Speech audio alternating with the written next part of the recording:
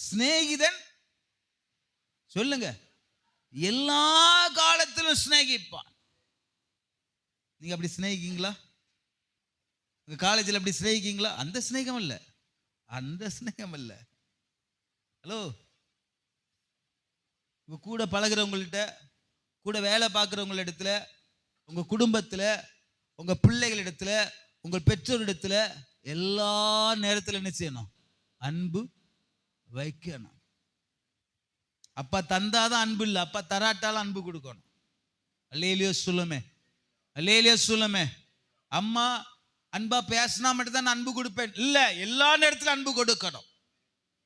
தேவனை அறிந்த ஒரு பிள்ளைகள், தேவனை ஆராதிக்கிற ஒரு பிள்ளைகள் எல்லா நேரத்திலும் என்ன செய்யணும்?